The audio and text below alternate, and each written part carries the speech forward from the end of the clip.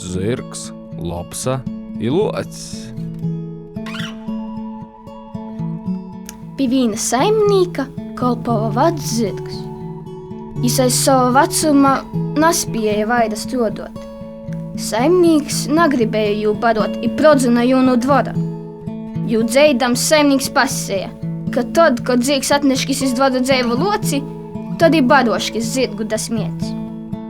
To nu prodzeits, zirgs nūkāds golvu, staigoj pa teirumu. I tī sateik lopsu, kura jam vaicoj: "Die, ko tu tots nūskums staigoj?"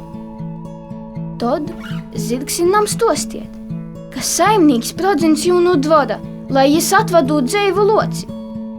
Tu nūzaklausījusies, lopsa soka: "Labi," i vad zirgu sev leidza. Jī aizīt pie meža, i tī lopsa zirgam soka: "Tevi ta guļtīs iz zemes i guļiet pa nadzeivu, a es īšu piec loča." Nūīt jai da loča i soka, ka šei atradusi nadzeivu zirgu, īškot jū āstu. Locs pīkreitīt leidza, bet nūgojuši tī, locs soka: "Nu, vāga raudziet iest." Lopsa soka: "Ite navarūt iest. Ite varūt kas nūzaviet, vāga vilkt jū dziļok mežā." Locs prosa: "Ko ta jū vilkšūt?"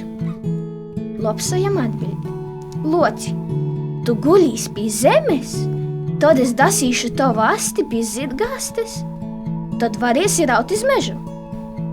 Lopsa sasīn abējas astis kūpā i dajīt zirgam pie auss, i paklusi soka: "Tādin ceļīs i raun." Zirgs tivļen lac kojos i raun loci to, ka jis aizaklīdz vusā bolsā un vusi meža putniņi nūzabeist. Izīt saimnīks pa votīm i veros, ko zirgs atraun loci, ka zeme viņ trici.